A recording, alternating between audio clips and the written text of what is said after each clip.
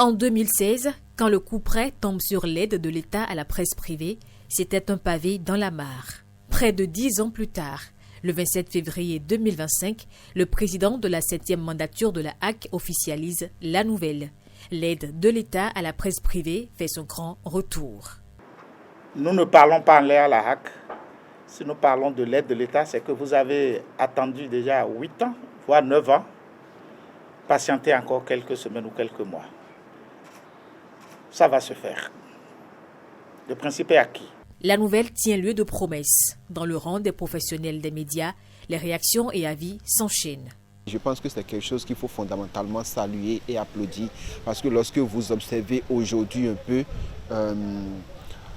la physionomie de notre corporation, elle n'est pas vraiment très plaisante. Ça ne fait pas plaisir de le dire, mais nous sombrons un peu dans le dénuement. Fondamentalement, ça ne réglait pas les salaires, ça ne réglait pas les charges des organes, ça ne réglait pas un certain nombre de choses qui devraient normalement constituer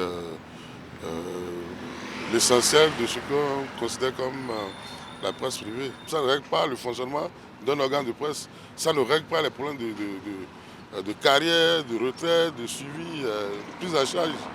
Mais quand on questionne les tests, cette subvention de l'État s'accorde à un contexte bien défini.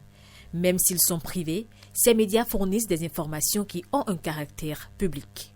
Le caractère public de l'information ou du travail que les médias font, ce caractère fait que les médias doivent être soutenus. Et les tests